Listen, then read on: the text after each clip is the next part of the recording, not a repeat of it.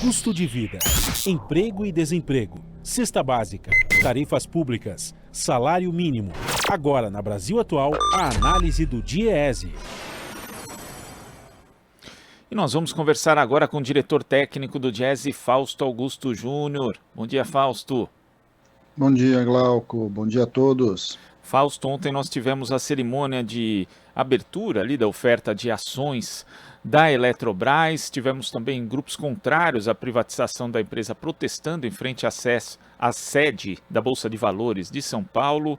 E ali o ministro da Economia disse várias coisas. Paulo Guedes, inclusive, elogiou o legado dos governos militares, dizendo que fizeram uma extraordinária gestão do ponto de vista da infraestrutura. Falou que a Eletrobras agora seria livre e que vai recuperar também a sua capacidade de investimento. Como é que você viu não só essa cerimônia, mas também toda essa argumentação de Paulo Guedes a favor da privatização da Eletrobras, Fausto? Bem, Glauco, a gente está assistindo aí o governo Bolsonaro aí no seu final, de alguma forma avançando aí sobre o patrimônio público e de alguma forma avançando no processo de privatização. No caso do sistema Eletrobras, é bastante perigoso, né, todo esse processo, simplesmente do Brasil abrir mão da sua soberania elétrica, sua soberania energética e colocar isso na mão de grupos privados, que a gente, na verdade, muito pouco sabe qual será a sua estratégia. O processo de abertura de capital da Eletrobras, né, esse processo de privatização, ele ainda não está completamente consolidado, a gente não tem ainda muita certeza de quem vai ser o seu acionista majoritário, e ele tem especificidades bastante importantes, né? De alguma forma, a gente vai assistir ainda, ao longo de um tempo muito grande, como é que vai ser, como é que esse processo vai acabar chegando na vida dos brasileiros.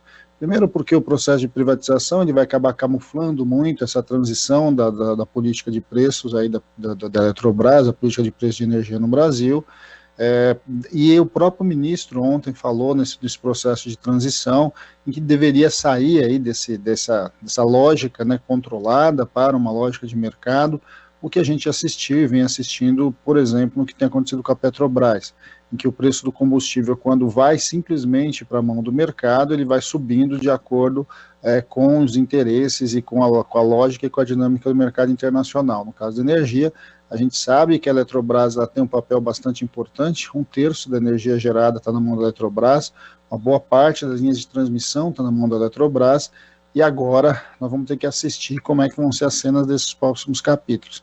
Ver quem vai ser o acionista majoritário da empresa, como é que vai ser definida a política de investimento e a política de entrada no mercado, propriamente dito, do sistema Eletrobras, e de como a gente vai, de alguma forma, ver tudo isso que foi falado, né? A avaliação nossa é muito diferente, dificilmente a gente vai ver redução da tarifa de energia elétrica no longo prazo, ao contrário, a gente muito provavelmente deve ver alta, até porque a gente tem assistido essa discussão muito na questão dos combustíveis, a busca pelos dividendos dos acionistas é algo que vai ganhar muito mais relevância nesse processo agora, e a tendência de uma disputa bastante grande sobre qual vai ser a política de preços da energia no Brasil deve se configurar no período para frente. É bom lembrar que o mercado energético, até diferente do mercado aí de combustíveis, ele tem dois grandes mercados, né?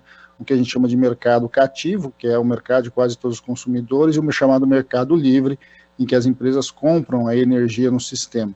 Então, tudo isso a gente está ainda por ver qual vai ser a política definida a partir deste processo de venda da Eletrobras. É bom lembrar que essas disputas todas não acabaram, né? A gente ainda está num primeiro processo, é o processo de abertura de capital da empresa. É bom lembrar que uma outra empresa estatal passa, de certo modo, a ter um papel importante agora, e nós vamos ter que olhar com bastante cuidado, que vai cuidar aí tanto da eletronuclear quanto da Itaipu Binacional, e a gente vai ter que ver como vai ficar também todas as questões das outorgas das hidrelétricas brasileiras, que de certo modo estão na mão da Eletrobras e que vão renovar suas concessões do para frente. Acho que esse vai ser uma outra grande disputa, bastante importante, uma vez que essas hidrelétricas, na verdade, são do povo brasileiro. Essas hidrelétricas são empresas que, de alguma forma, foram pagas pelo capital, pelo imposto, pelo recurso da população e que precisam estar na mão do Estado. E falando em recursos da população, Fausto, além de não existir a garantia de que haja um aumento de fato nos investimentos do setor elétrico e uma possível baixa na tarifa de energia, ao contrário, né, diversos especialistas apontam que o que deve haver é uma elevação do custo dessa tarifa, ainda tem a questão do destino do dinheiro da privatização da Eletrobras. E Paulo Guedes já acenou mais de uma vez que esses recursos podem ser investidos, por exemplo, na compensação aos estados por conta da limitação de 17% do ICMS nos combustíveis e também na energia. Só que isso, Fausto, como o dinheiro de privatizações anteriores, né, ele vai acabar sendo torrado na prática em uma questão de um projeto eleitoreiro e que depois ainda não tem sequência nos anos seguintes. Ainda isso é outra preocupação, quer dizer, caso seja efetivada a privatização da Eletrobras, o destino que esses recursos vão ter ainda também não são algo transparente até agora? Não, bem longe disso, né, Glauco? Inclusive o próprio valor da privatização. Nós estamos falando aí que o governo fala em arrecadar alguma coisa em torno de 30 e 33 bilhões, mas num processo ainda de longo prazo, e tudo isso vai estar por dentro do mercado acionário. E vamos lembrar, né, só a distribuição de dividendos da Petrobras esse ano distribuiu mais de 50 bilhões. Então, quando a gente vai olhando esta lógica de venda do enorme patrimônio da população e do país, na verdade, os preços estão bem aquém do que, de fato, o papel estratégico dessa empresa. Então, acho que esse é o primeiro dado. Tem um problema aí da própria discussão do preço, em que a gente sabe que, de fato, esses preços são bastante subestimados, e que, de alguma forma, deveria ter um bom debate com a sociedade, algo que foi muito pouco feito. A gente viu como essa discussão passou dentro do Tribunal de Contas de maneira bastante acelerada, em especial a partir da intervenção do Ministério de Minas e Energia, e a gente vai vendo como o patrimônio público vai sendo simplesmente quase que doado para o capital privado, numa ideia de que, de alguma forma, isso vai aumentar os investimentos e etc. Pouca garantia a gente tem, inclusive, de todas essas afirmações que o ministro tem falado. De alguma forma, a gente vai ver ainda vários impactos disso e que, de alguma forma, a gente não sabe direito como é que isso vai se colocar. Com relação a como esse recurso vai ser gasto, aí a gente já viu em vários outros momentos. A gente viu recentemente a venda aí de oleodutos da Petrobras, em que o recurso da venda dos oleodutos basicamente retornou para o próprio empresário que o comprou no aluguel desses oleodutos. Então a gente vai vendo quanto que esse recurso, na verdade, apesar de ter lá toda uma discussão de como isso vai ser colocado, onde vai ser investido e etc., ele vai, de certo modo, caindo aí no fundo público e ele vai camuflando, muitas vezes, inclusive, questões estruturais, como a gente vai assistir, muito provavelmente, um primeiro movimento aí deve até segurar as contas de energia do seu aumento, para que daqui a pouco, né, logo depois que passar aí, depois que esse dinheiro foi extinto, de certo modo, a gente vai de fato ver o que vai ser o impacto da privatização da Eletrobras. Está bem longe de ser aquilo que a gente acredita, né? Está bem longe de ser um recurso que se transforma em recurso para o bem-estar da população. O debate sobre a discussão aí do teto de ICMS de combustíveis é um exemplo muito claro disso. Na verdade, você vai tirando recursos da população que deveriam ser investidos em saúde, em educação, enfim, investidos para o bem da população em geral, e ele simplesmente vai sendo deslocado para a mão do capital, principalmente para o capital privado, por meio dos lucros e dividendos. E a gente vai assistir muito disso. É claro que essas coisas não são diretas, né, elas vão acontecendo de maneira indireta, mas a gente vai vendo que o consumidor acaba pagando mais por um bem que ele pagava menos quando era estatal, e esse recurso acaba indo para os acionistas. E neste processo de busca do curto prazo, né, o tempo todo ano buscando maiores taxas de lucros dessas empresas que são privatizadas, elas na verdade acabam demandando do governo correções aí de preços, subsídios, e a gente vai vendo aí de novo os impostos e vai vendo de novo aí o dinheiro público sendo usado simplesmente para algo que já deveria estar acontecendo se as empresas continuassem na mão do Estado. Essa é a distorção dessa visão basicamente aí neoliberal, essa visão que trabalha a ideia de que tudo tem que ser no setor privado e que na verdade no fundo é uma transferência efetiva tanto dos ativos, né, do Estado, mas também dos próprios recursos do chamado fundo público, dos nossos impostos, da mão dos mais pobres para os mais ricos. Agora, Fausto, diante da importância que tem a Eletrobras, não só por conta da gestão do sistema elétrico, também a gestão dos recursos hídricos que o Brasil tem, onde a empresa tem uma responsabilidade muito grande.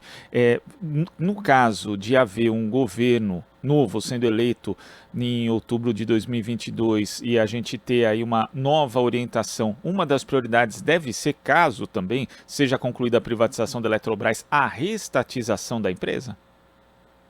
Bem, Glauco, aí é uma discussão que é bastante complexa, né? Primeiro que a gente precisa, neste processo de privatização da Eletrobras, ter as garantias de uma possível recompra do próprio Estado. Vamos lembrar que no caso da Eletrobras nós estamos falando de compra acionária, né? O governo vai deixando de ser majoritário nas suas ações.